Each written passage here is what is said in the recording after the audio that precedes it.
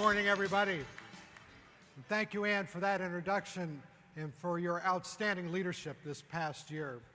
Her passion for kids has energized people all over the country. Let's give a round of applause for her. Outstanding.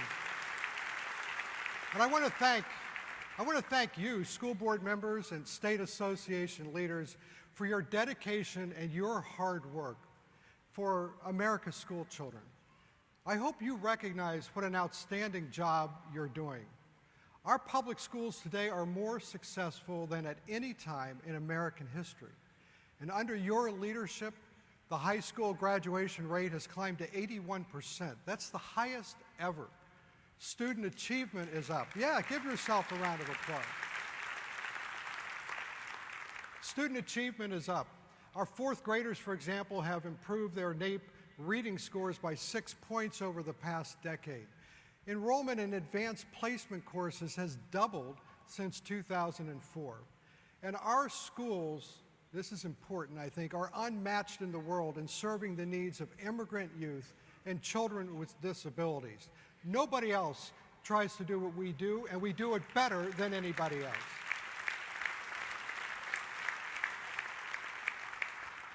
Now, having said that, I won't sugarcoat things. Our schools are not perfect. We still have students who are struggling academically. We have some schools that are not getting the job done. But we are making enormous progress as a nation. And that's with a student population that's increasingly diverse, a childhood poverty rate that sadly is rising, and tough economic times and lean budget years. So I hope you take great pride in the work that you're doing. I'm proud of you, and I'm proud of the work we're doing at NSBA. This is an exciting time for our organization. We promised change at last year's conference. We said we would transform from an association that was a traditional trade association to an organization that was tightly focused on advocacy and member service. We promised to mobilize our forces, school board members, state associations, and other friends of public schools to launch a more assertive effort to advocate on behalf of public education. We promised to do more to assist our state association members in working with them to improve services to support your work at the local level. And we promised to push back against the unfounded attacks on our public schools. We promised to promote a vision of the future of public education. And I'm really pleased to report today that we've taken big steps to accomplish all of those things. And we describe this work as making NSBA future ready. Last June, our board of directors adopted an advocacy agenda that lays out our public policy priorities. One of those priorities was to strengthen our presence on Capitol Hill. And we have put more boots on the ground, more lobbyists at the Capitol, and you, more grassroots lobbyists. We fully deployed our National School Boards Action Center to promote our positions on the Hill and in the public arena. We're helping to shape policies as they are being formulated and not simply responding after they're written. This is already producing some really important tangible results.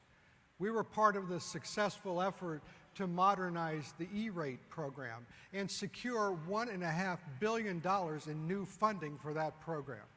We achieved important relief, yes. We achieved important relief from the most onerous requirements of the Child Nutrition Act. We pushed for an increase in federal funding, and we played a vital role in helping to reverse some of the across-the-board budget cuts that hurt federal education programs. We asked lawmakers to protect school districts from burdensome federal regulations. And those protections, I'm pleased to report, have been written into this year's House reauthorization of the ESEA, the Elementary and Secondary Education Act. In fact, NSBA has been at the center of the efforts to rewrite that major federal law, ensuring that the school board perspective is being heard. Our legal advocacy team has been active as well. Over the past year, with the help of the Council of School Attorneys, and our state associations, we have filed numerous friend of the court briefs in key cases across the country. In fact, NSBA files more amicus briefs than all the other major education groups combined, because we know it's important for the judiciary to understand how its decisions, its rulings, impact your ability to educate children. Now, we don't plaster the courts with paper, but when we speak, judges listen. This past year, NSBA has pursued another strategic priority, and that is to shape public opinion. And at the centerpiece of this is our effort to promote public education through the Stand Up for Public Schools national campaign, which we launched last year at this conference. With the help of celebrities like Magic Johnson and Sal Khan and TV personality Montel Williams, we've reminded the nation that public education is one of the most successful public institutions anywhere. I'm pleased that Montel Williams will be here on Monday to speak, and he has a great personal story to tell, and I hope you don't miss that session.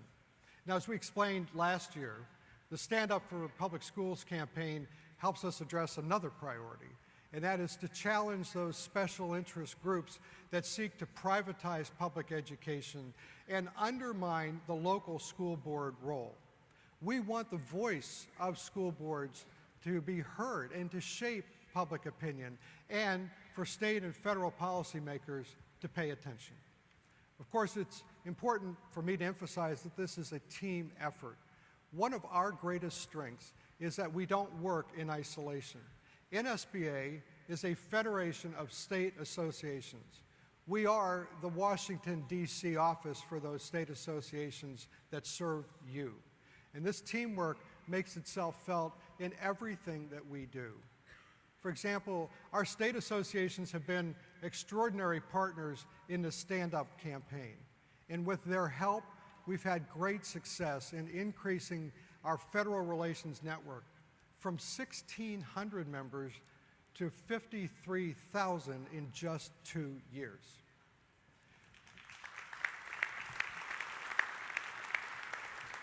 We're seeing the power of teamwork in our affiliated organizations too.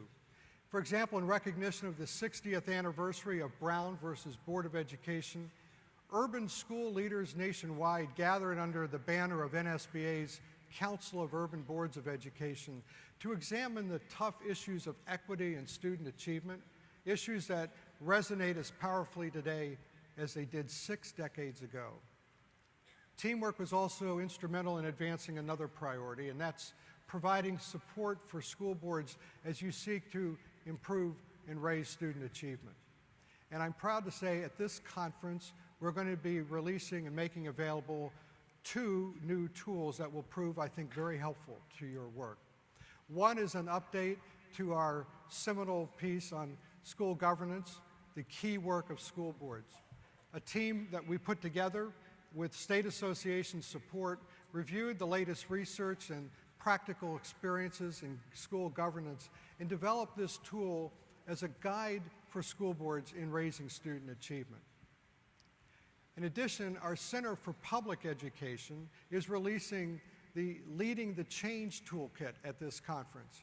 It provides school boards with a decision-making process designed specifically to help turn around chronically low-performing schools. This toolkit recognizes the unique challenges that make some schools so resistant to improving student achievement, and it offers a guide on how to finally make true reform happen. As many of you also know, this is our 75th anniversary for NSBA, and outside our exhibit hall is a timeline of NSBA's history. I encourage you to take a look at that. I think it's a magnificent piece, and it shows how our organization has served school boards and America's school children over the decades. And I hope that you'll join us here in the center this evening from 5 to 6:30 to celebrate our 75th birthday. Enjoy some music, fun, and snacks as we reflect on those 75 years and look forward to the future. Folks, this is somewhat of a special year for me personally. 35 years ago, summer of 1980, I started a job at the Pennsylvania School Boards Association as their lobbyist, and went on to become the chief lobbyist and executive director at PSBA. And now, of course, I'm very honored to serve in this role at NSBA. And over those decades, those 3.5 decades, my work with school boards has evolved from being a job to a career to really now, I think, a calling. And the reason is simply that I've come to really understand in a very profound way how important public schools are to our democracy, and how vital it is that we take responsibility as a country to educate every single child to a high level. And I recognize that while this enterprise of public education collectively is a very big activity, employs a lot of people, it at its core is a local undertaking. And so you, school board members, represent community ownership of public schools. Your leadership helps to ensure that schools are viewed as community assets and not simply as outposts of some state or federal education agency. That's why school boards matter. That's why your work is so important, and really why it falls to each one of us to defend and to lead. So we must speak up and stand up for public education. It's not enough to oppose those who would privatize schools, who promote tuition vouchers and other ways of undermining public education. It's not enough to lobby for more funding. And it's not enough, really, to even call attention to all the good things that you're doing in public schools. Because we must and we will continue to do all of those things.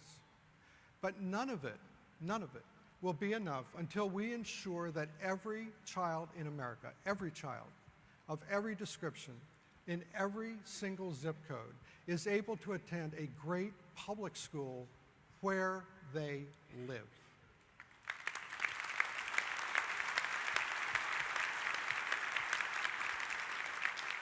So folks, that's our mission. That's what drives our work. So NSBA is 75 years old, but I can tell you, we've only just begun. Thank you very much. Thank you.